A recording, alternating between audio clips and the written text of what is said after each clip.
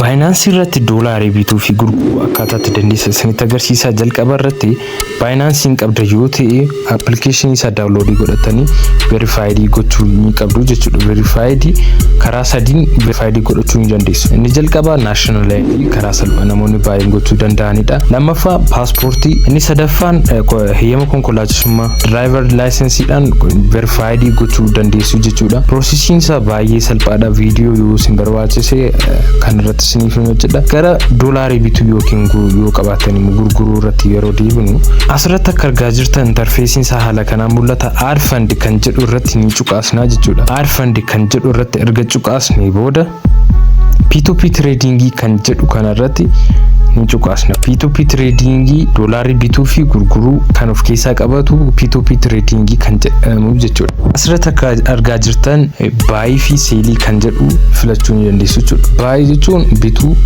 sell jechuun immoo yoo qabaatan gurguruudhaaf isin fayyada jechuudha. Fakkeenyaaf kun buy irra sababa jiruuf gatiin doolaarii tokko 189 jedha. Limitii qaba. Limitii kanas qarshii hamma ittiin bituu barbaadan amount bakka jedhu asirratti akka argaa jirta. Amount bakka jedhu irratti ni cuqaastu. Amount bakka jedhu qarshii hamma miitiin doolaarii akka bituu dandeessan asirratti ni barreessitu. Fakkeenyaaf qarshii 500 yoo bituu barbaade limitii isaa ilaaluu qabdu osoo bitiniin dura. Limitii kan jedhu irratti limitii isaa sana adda baasuu qabdu. Namoonni wanti isinii galuu qabu namoonni asirraa doolaarii gurguran yookiin doolaarii bitan namootuma biyya keessaati. Namootuma biyya kana keessa jiranidha. Kanaafuu wantoota limitii isaa adda baasuu ni isinirra jiraata jechuudha. Erga limitii isaa adda baasnee booda asirratti akka argaa jirtan baankii kam akka isaan fayyadamanis asirratti barreeffamee jira jechuudha. CB bank transfer, CB birr jedhee jira, teelee birriidhaanis jira. Wantoota kan adda baasuu qabdu jechuudha. Buy fakkeenyaaf buy kan jedhu irratti ni cuqaasa.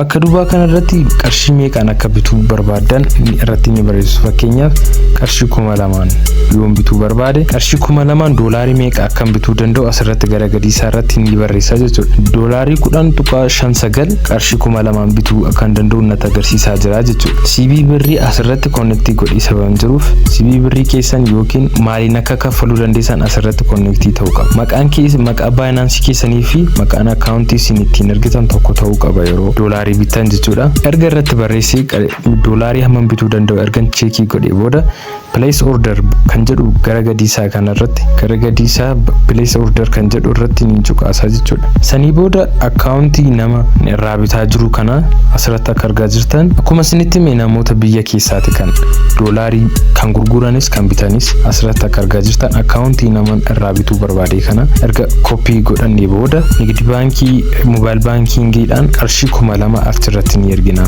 Sababni isaas qarshii 2000 bitachuu sababa barbaannuuf accountii kana irratti qarshii 2000 ni ergina jechuudha. Erga erginee booda gara gadii isaa upload payment proof kan jedhu irratti ni cuqaasna jechuudha. Gara screenshot erga goonee booda payment kaffalee sana asirratti mallattoo ida'uu bakka argaa jirtan kan irratti screenshot kana upload godhannaa jechuudha. Sanii booda gara gadii isaa irratti right I have made transfer kan jedhu irratti right goone sanii booda transfer bakka jedhu irratti ni cuqaasna. Sanii booda doolaarii keenya argachuu ni dandeenya jechuudha. Karaa salphaa haala kanaan bituu ni dandeenya. Gara gurguruu yoo barbaadne immoo doolaarii qabdan gurguruu yoo barbaadan qarshii Itoophiyaatti hamma miti jijjiiruu akka dandeessan asirratti ni barreessitu yoo karaa salphaa limitii argachuudhaaf jechuudha. Limitiin isaa kan isin fayyaduuf limitiin isaa guddaa yoo ta'e bituus yookiin gurguruus akkasiin dandeenye godha.